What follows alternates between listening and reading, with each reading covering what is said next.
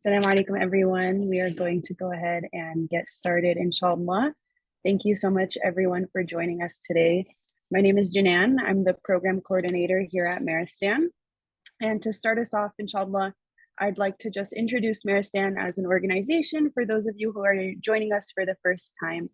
So the literal meaning of Maristan actually is an institution of healing, which were the first treatment centers for treating psychological illness in our Islamic history. And our organization, Maristan, is a clinical, educational, and research-based initiative, which is inspired by the traditional and historical function of these Maristans. So these Maristans provided holistic treatment based on environmental and personal factors for the well-being of the body, mind, and soul. And here at Maristan, our goal is to revive the traditional Islamic function of Maristans by leading professional clinical care, education, and research in advancing holistic mental and spiritual wellness. And so, alhamdulillah, today, we're very excited to welcome you all to our September Learning Circle on the topic of confronting grief and coping, learning lessons for coping and different strategies for resilience. And so to start us off, I'd like to also thank Sister Wajma, who is a clinician at our Maristan clinic, for joining us today and facilitating this circle. Alhamdulillah, we're very lucky to be joined by her. And so here, as I mentioned, our work at Maristan is grounded in Islamic traditions, and we aim to lead professional clinical care, education, and research in advancing holistic mental and spiritual wellness. Before we get started, just a couple of learning circle agreements, inshallah. We want this to be a safe space for everyone. There will be a shared microphone segment at the end of the session, inshallah, for Q&A. This segment won't be recorded, just so everyone feels comfortable and engaging, asking all of the questions which you would like that you've thought of throughout the session. We ask that everyone be mindful of what you say, thinking about how any possible triggering scenarios for other people and being sensitive in the way in which our questions are addressed. Please share your name if you choose and if you are comfortable. We want people to feel honored, heard, and safe as they ask their questions and engage in our community discussion. Please keep your comments and questions relevant to the current discussion that we're having around the topic of grief and confronting grief. We also ask that you keep your comments short, allowing everybody to have an opportunity to share and be heard. And of course, we ask no disrespect or derogatory commentary throughout the Q&A session. We also encourage you to send your name and where you're joining from in the chat using the function so that we can all really be in community today with one another and be able to share this session together, inshallah. And to introduce our Learning Circle speaker today, we're joined by Sister Wajma, who, as I mentioned, is a clinician at our clinic in the Bay Area. Sister Wajma is a registered associate marriage and family therapist who holds a master's in counseling psychology with an emphasis in marriage and family therapy from the University of San Francisco. She works at Wellness Together, a nonprofit offering school-based therapy specializing in children from TK to 6th grade. And Wajma employs ACT, CBT, and solution-focused therapy, and is also a certified domestic violence counselor. Jazakallah khair, Sister Wajma, for joining us today, and we're very excited to hear from you, inshallah. And before everyone. Oh, sorry. No problem. Wa alaikum assalam wa rahmatullah. Before I hand it over to Sister Wajma, which is why I know everyone is here, just a couple of objectives in which we're trying to reach today. We'd like to understand what grief is and how it manifests in the body, demystify common misconceptions around grief, and engage coping strategies, and learn how to address grief with youth, teens, and adults, inshallah. And so with that, I would like to go ahead and hand it over to Sister Wajma, inshallah, to share your screen. Sure. Assalamu alaikum, everyone. I guess I got a little bit too excited and didn't wait for Janan to share the objectives with you guys. I think Janan did a good introduction. I work for Maristan and Wellness Together. And I'm very honored and humbled to be here today and sharing this very relevant topic with all of you.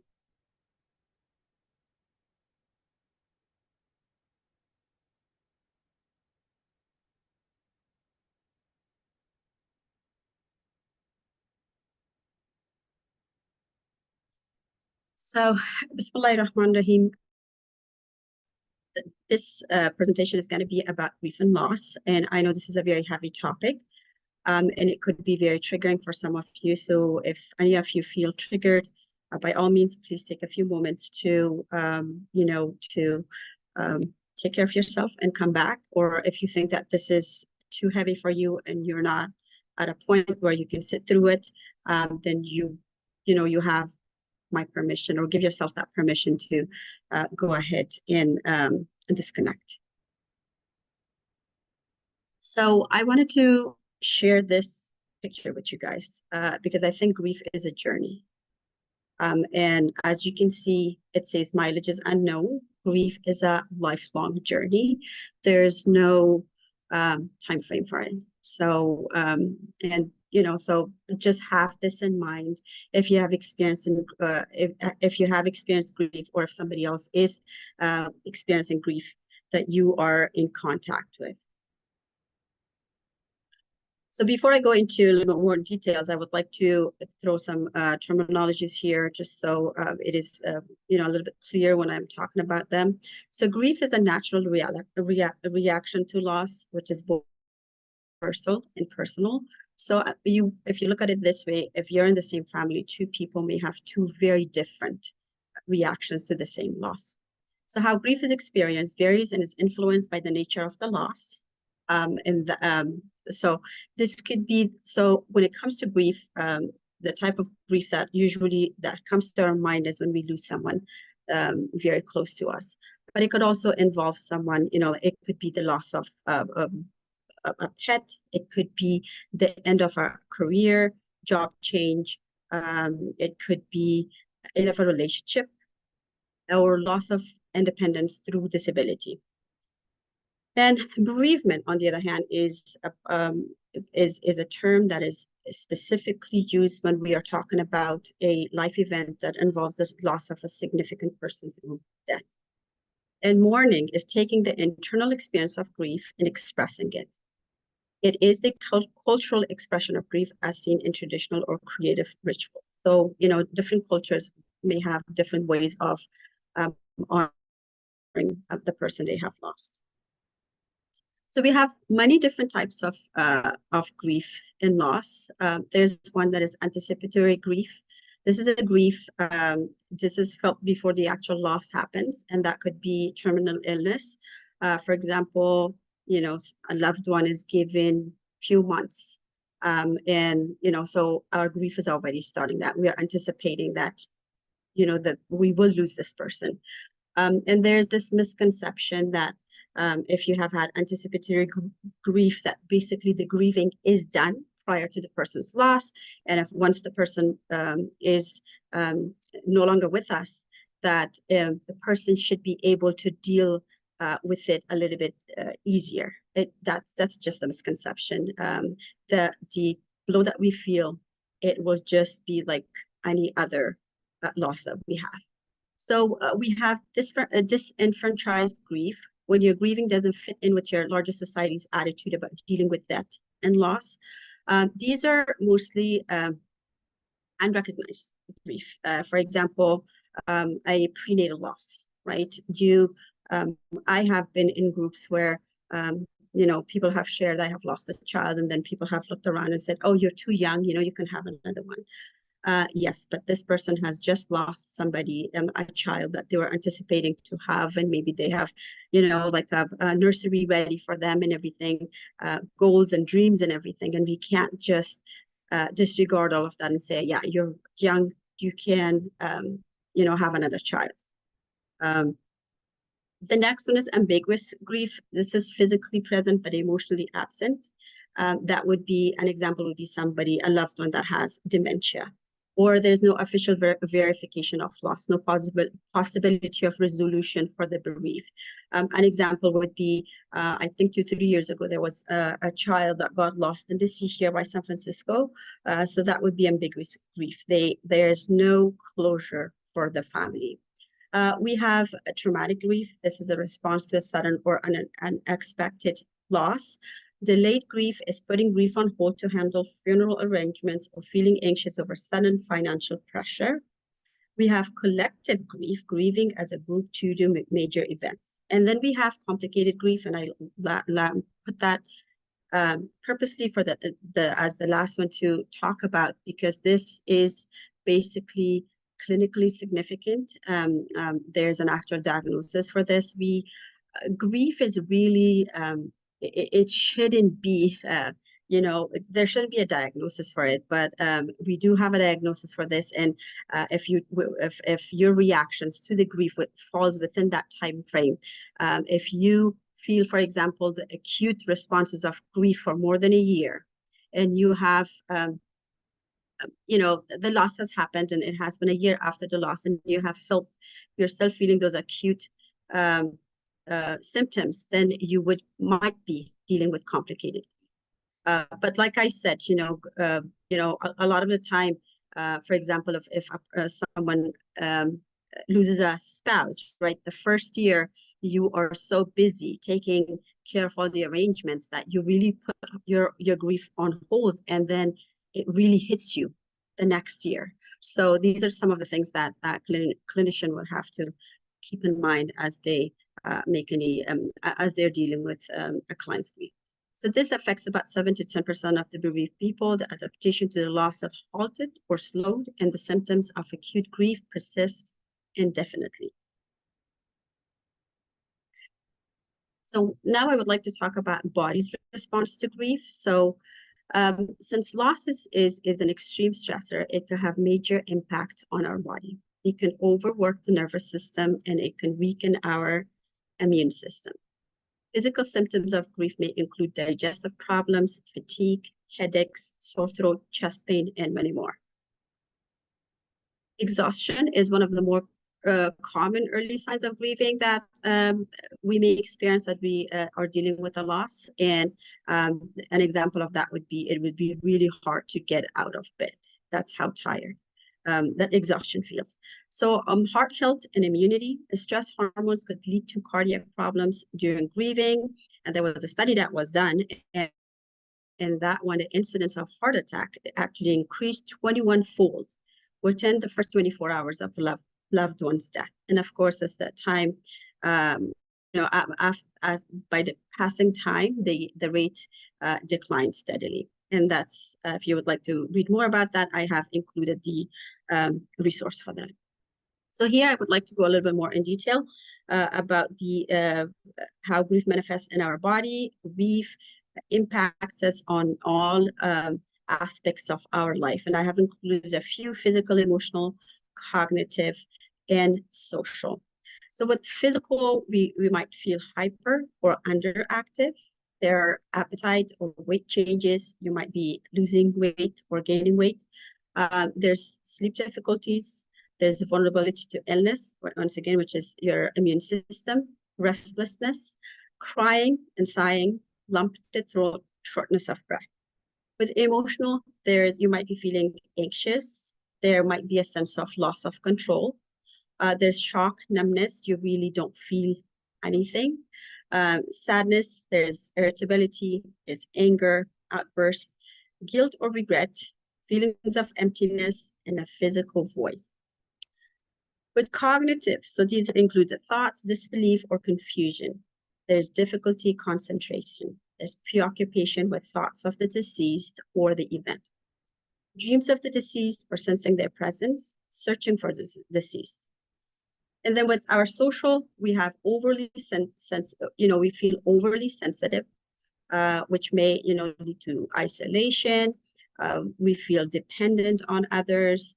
We feel less patient with others. There's lack of initiative. You're waiting. There's lack of motivation. Withdrawn, you might isolate, and there is lack of interest. So this is how it works, it's not like this is just impacting one area at a time. So the fact that grief can be so difficult to work with is to deal with as a grieving person is that you're really facing this on so many different fronts. So you're physically, have manifestations that are emotionally, you feel exhausted. There's cognitions that are, is just hard for you to take it out of mind. And then socially, sometimes, unfortunately, we have, which I will talk about a little bit later, there's a saying, I believe it goes with basically share your laughter with everybody, your happiness, but your tears and cries, basically you be on your own, which it should be, I mean, it shouldn't be that way. We should, the time when we are grieving at the time when we need others, of course, we need our space, but we need to be surrounded by others. It's really a shared experience. So as we are dealing with grief, there are many different factors that could impact how we are actually, dealing with grief or how we are experiencing grief. And there are many factors. This is just a very short list of those. Patterns of coping. So these are the things that we have, the coping mechanisms or the coping skills that we do have, or the coping, the ways that we have coped with loss, with changes in the past. So if you have been able to deal with change, with loss, in a way that you haven't really felt overwhelmed, then you're in a better place to be able to cope with the grief that you're experiencing right now. Past trauma could really, be detrimental. A lot of the time when we think of trauma, we're thinking of, like, for example, a car accident or an assault or something like that. But trauma could be something. So we have chronic trauma, which can have a lot of implication on how we deal with grief. And these are, for example, being raised in a household where it's domestic violence. So you have experienced you have witnessed your parents dealing with domestic violence. And, unfortunately, sometimes it's just like we're told, oh, kids are so resilient, they will get over it. That is unfortunately not the case. The kids may not say it because they don't have the language, or they just simply don't want to upset you, right? But that doesn't mean that it has no impact on them. Past or current experience with grief. So how you dealt with grief in the past will have a major impact on how you deal with it right now. Current other psychological or social problems or crises that you're dealing with at the same time. For example, somebody who is dealing with finances, financial problems, and then they have somebody who's, that was like, for example, the main breadwinner, they lose that person. So that will really impact how you deal with that grief, because now you have to deal with the grief and you have to deal with the financial problems that you're facing. So our culture, our ethnicity, our religion, they all have an impact, nature of the death. So if it is, like I said, even if it is an expected death, it's still a loss. But if it is, for example, involves somebody who's young, somebody, as a parent, you want your kids to outlive you. But unfortunately, death can take us at any age or any time. So the nature of the death, or if it is a very violent death, those also have an impact on how you deal with your grief. Relationship with the deceased. What kind of a relationship did you have? Sometimes, for example, we would assume that the relationship the person has with the deceased was really good. So we will say, your loved one, but we're not aware of what kind of a relationship they had. So that could have impact on how they deal with that grief. And for us as a person who's supporting that individual, to ensure that we're not using vocabulary that could actually add on to their pain, unless we really are aware of what kind of relationship they had. So I wanted to talk a little bit about children in grief, because there's a misconception that kids don't grieve. They do grieve, they just do it different, very differently to compared to us. One thing that I shared with someone just last night was, I said, SubhanAllah, Allah has made kids' bodies in a way that when they're dealing with grief, they need breaks. So unlike us, who is grieving and we're feeling it day and night, kids can't do that. So they have like these grief bursts. So they would cry and then feel really sad, and then the next thing you see them playing. So children often show rather than talk about their grief. Their behavior, play, and interaction often reflect their grief. Okay, so they're not going to come and tell you, I'm feeling sad, or I miss this person, or I miss my dog. I wish my dog or my cat or another pet or family member was here. They won't do that, but you will be able to see it through their behavior. Sometimes there's regression in kids' behavior. Somebody who's totally, like a 7-year-old might start wetting their beds. Children grieve in small doses as they cannot tolerate prolonged periods of emotional pain. A child who's grieving may quickly shift from being sad to laughing and playing. This does not mean they don't care or not grieving. Just like I said, it's just that their bodies are designed like that. So they could actually, be able to, it's really a survival mechanism. When it comes down to it, it's a survival mechanism. They can't, for them to survive, they have to make that balance. Some children may seem unaffected. They may not understand that death is permanent. That is, they may believe the person is coming back. Some children try to deny the reality of death in order to avoid intense pain feelings. Others hide their sadness in an attempt to help caregivers feel better. So Leanna Lewenstein is somebody who, I just took this screenshot from her page. She has a lot of wonderful resources for anybody interested. So before going into some of the ways that we can cope with grief, I wanted to share a few myths about grief. And I think prior to knowing these, I was just like everybody else. I felt the same. I had these thoughts. So don't feel bad is one thing that we say. And an example would be, don't feel bad about grandpa's loss. He is in Jannah, or he's in heaven, right?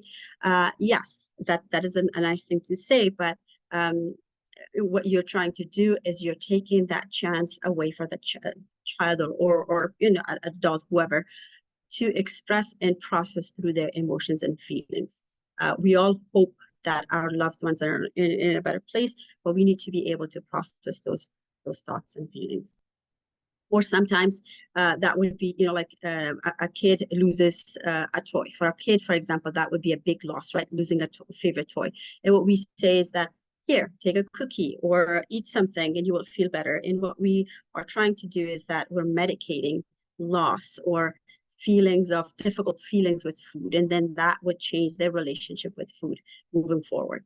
So to replace the loss, this is, for example, somebody says, the example of a person who would have a stillborn, or and then somebody else comes along and says, oh, you can have another one because you are young. Or we have one lose a pet, and then we say, you know what, you can go get another pet. Yes, but this person, we cannot replace a relationship. We gotta heal from that loss. We have to have peace with that before we cannot. There's nothing that could replace the relationship that you have lost. Grieve alone, that's another one, right? So it's not natural for us to be, in isolation. It is really a learned behavior. We are social beings. One antidote to isolation is participation. So whenever we are grieving, it's important that we surround ourselves with others. And of course, like I said earlier, we want to make sure that we have the space to privately, take a break, privately deal with your feelings, but you want to be surrounded by others. Time heals all wounds, or grief just takes time. This is something that I believed in but I no longer do, because it's not really the time that heals, it's what you do within that time frame that really helps you deal with the loss that you have just had. So we can't say, like sometimes you will hear people, oh, you should be okay by now. It has been a year since you lost that person. But like I said, it is what you do within that time frame. It's how you deal with your emotions and feelings and process those that really makes a difference. What you do with it, how are you going to move forward, right? That will really have an impact on the quality of your life, not time. So whenever we think about this, it's time plus action that will, that will have an impact on healing.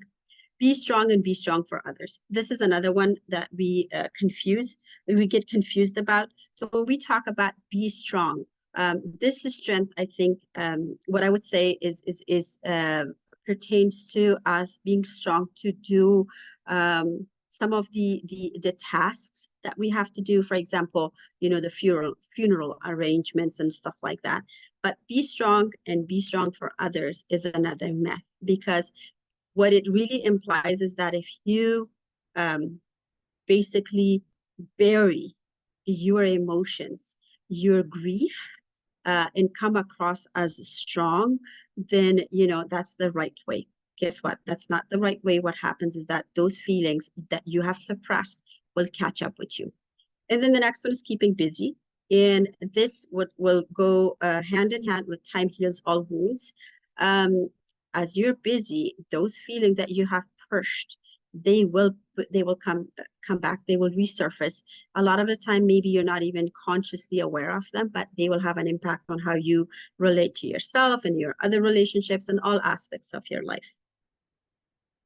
So the responses that you will see a little bit more detail with children is shock, denial, there's disorganization, there's panics, explosive emotions, guilt, and sadness are very common responses to grief. One thing I want to emphasize is that there are no bad or good emotions. There's emotions that are that we're comfortable with and the ones that we're not comfortable with. So an example of something that we're comfortable with would be happiness, right? Like you wish to be happy all the time, right? And then something that we can't sit still with would be anger, would be sadness. You want to come out of it. So talk to children about death honestly and directly and in a manner that they understand. We can't sugarcoat things for them. This will actually complicate things for them. We want to, when we're talking to kids, it has to be age appropriate as much as you can share with them. For example, we're not going to say so-and-so passed, right? Because where did they pass would be the implication, right? So you want to say died, really using the right terminology. Involve children in funeral in rituals. An example of this one would be a child. I was doing a training, and one of the stories that they shared was that a child who was taking care of their grandparent, one of the grandparents, and the day that the grandparent died, what happened is that they just sent the child to the neighbor's house, and then he comes back and they're like, well, grandma died, and he was furious. He needed to be there. He had fed grandma, he had taken care of grandma, and he wanted to be part of that. So it's very important that you involve kids in funeral and rituals as appropriate. Allow expression of emotions with limits. It's okay to be angry, but it's not okay to punch your sister, will be an example. Adults can support grieving children by acknowledging what they are thinking, validating what they're feeling, responding sensitively to how they are behaving. And, there are two resources that I would like to share with you guys. One is great answers to difficult questions about death, what children need to know.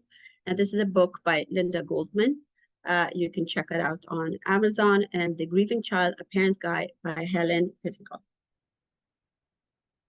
So with our teenagers, it is a little bit different. Just to emphasize one thing with kids, so a kid might have a loss at age 7, but then kids go through these different. We all do. I mean, that kids, as they go through different developmental stages, they might re-experience the same loss, and their responses might be totally different. So it will be according to according to the stage of development that they have.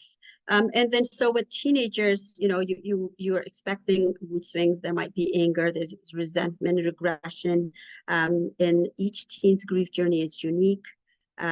So never discount or judge their emotional reactions. Allow as much time as they need for their grief process. It takes as long as it takes.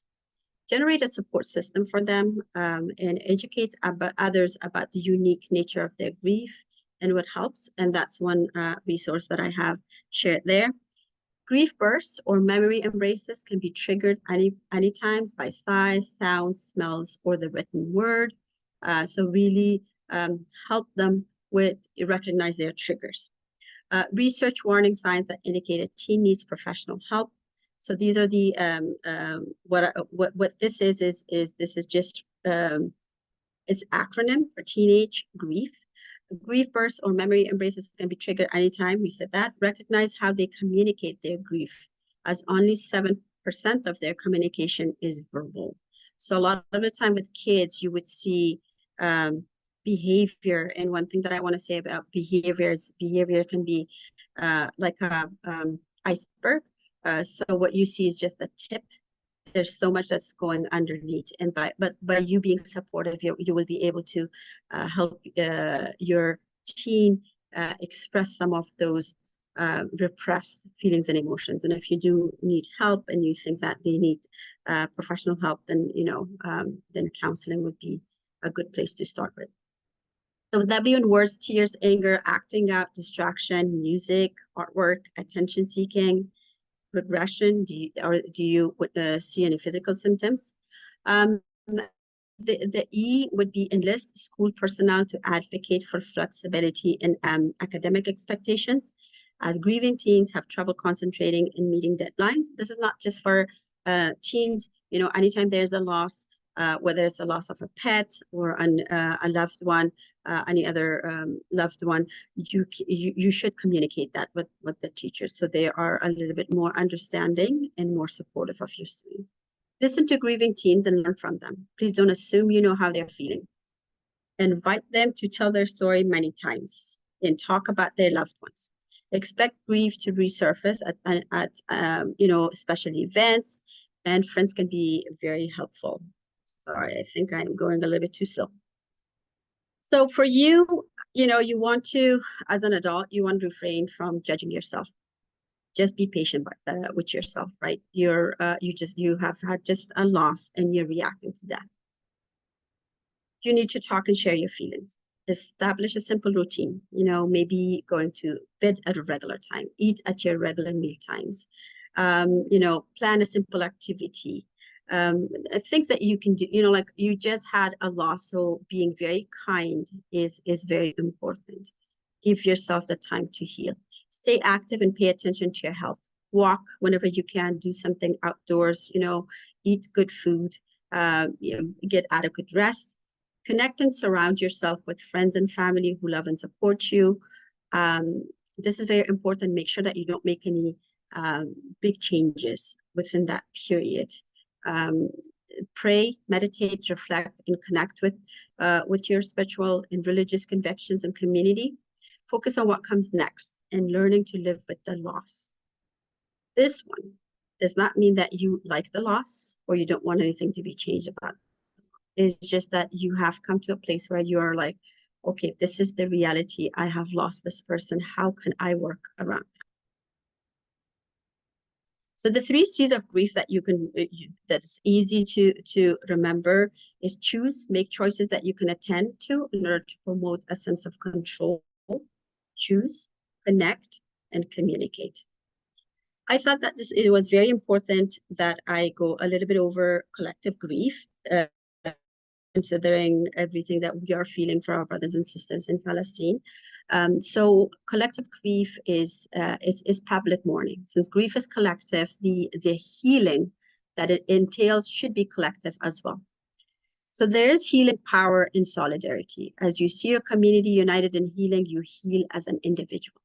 And what can you do that would help you feel, as if you are contributing in a positive way and making a difference? So how can you get involved, even if it's in small ways? If you're able to donate, then you would, you could donate. And it doesn't have to be any huge amount, whatever you can afford.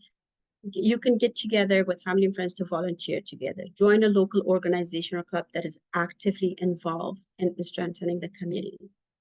And give yourself the space to mourn privately. And as you are, as we are coming together as a community to support each other, it's very important that we keep some of these things that I have shared with you guys in mind. When you want to help somebody, you want to be a doer, a respite giver, or a listener. Doers help with practical matters like managing finances. Respite givers help mourners take a break with a walk or a movie, or, maybe you could tell them, I will take care of the kids, you go do something else. And then the listeners just listen, right? Listening without any judgment. So the author of this book, My Grief Is Not Like Yours, urges people to listen without comparison, without reservation, and without judgment. We need everyone to feel heard, right? So the other one is ask, how are you doing today? And Robert Niemer says that that when we ask that question, it invites a more meaningful answer than the usual, how are you doing?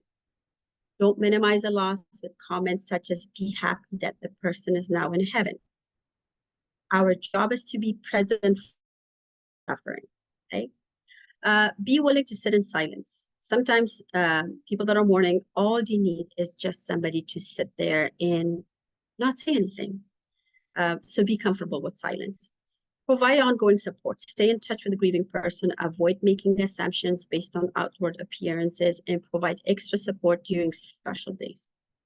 Watch for warning signs, difficulty functioning in daily life, withdrawing from others, constant feelings of hopelessness, talk of suicide. And of course, we got to accept our own limitations. None of us all have it all. Nobody does. So, just know that there's so much you can do. And if you can't do it, it's okay to ask for help. So I know it's almost time for our Q&A, and I wanted to close off by I wanted to mention Prophet Muhammad, peace be upon him, when he lost his son, right? That the Sahaba were like, you too, you are grieving. And he was crying since he had tears on his face. And he said, verily the eyes shed tears and the heart is grieved. As Prophet Muhammad sallallahu alaihi wasallam said, as he wept at his son's passing, but we will not say anything except what is pleasing to our Lord. And this is a dua that you can utilize. Allah, I seek your protection from worries and grief. I seek your protection from feebleness and laziness. I seek your protection from cowardice and avarice. And I seek your protection from the oppression of debts and tyrants. Tyranny of men. That would